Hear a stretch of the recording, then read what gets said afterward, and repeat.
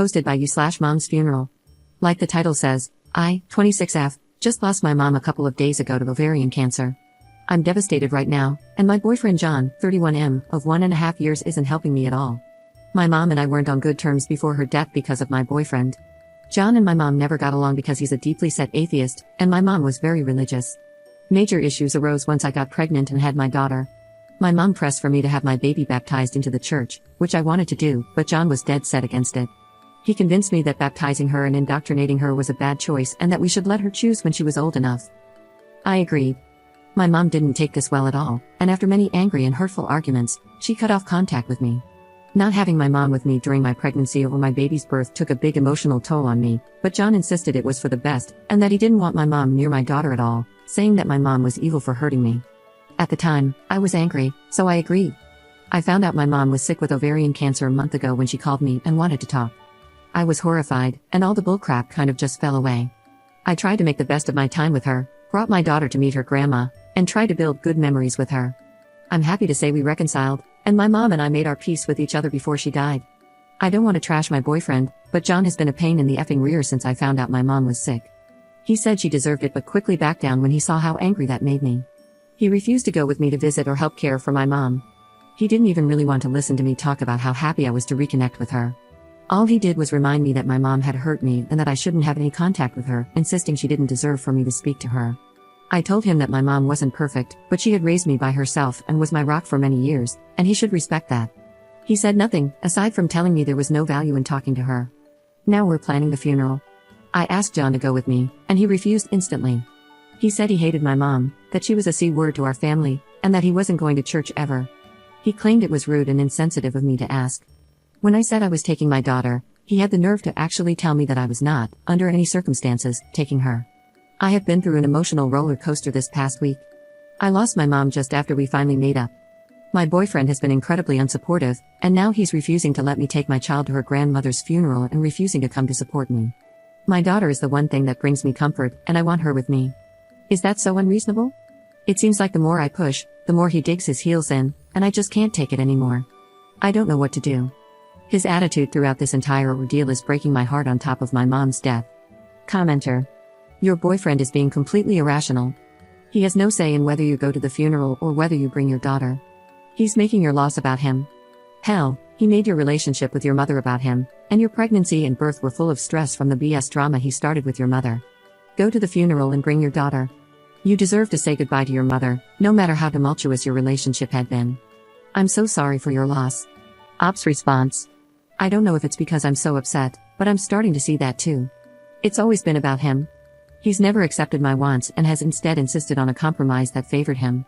My mom actually cut me off when I said that we decided not to baptize my daughter. I tried for weeks and months to reach out to her and even texted and called when the baby arrived but got no response.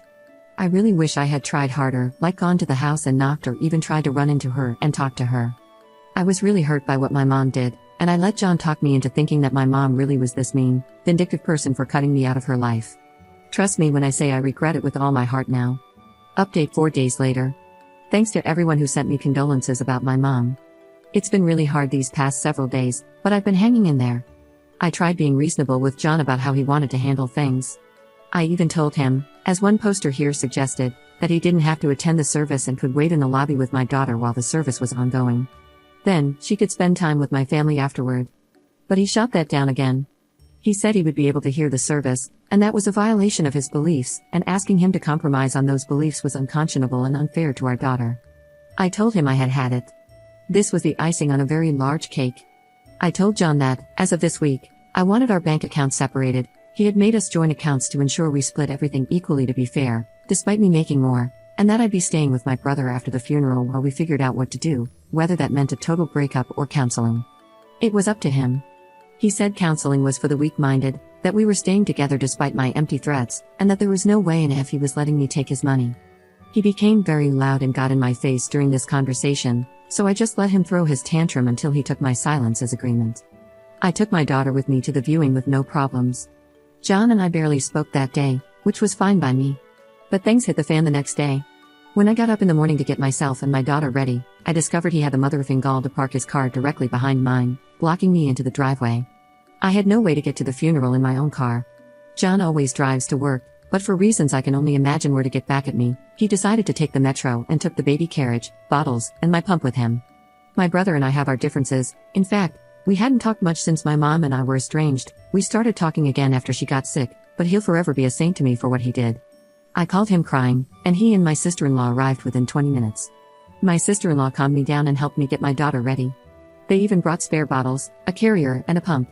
Thanks to them, I was able to attend my mom's funeral in comfort, and my daughter was an angel during the service. My brother and sister-in-law calmed me down, and everything went perfectly. Even though I was a mess most of the day, having my daughter with me, along with my sister-in-law and even my brother to lean on, gave me some peace inside. I've made up my mind not to tolerate John's insane and controlling behavior anymore.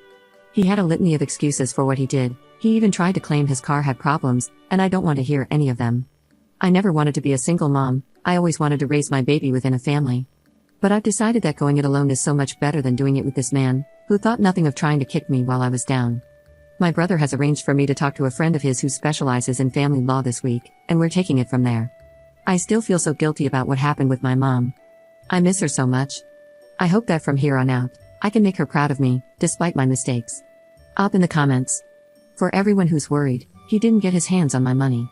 I went straight to the bank and took the amount of my last check out of the account.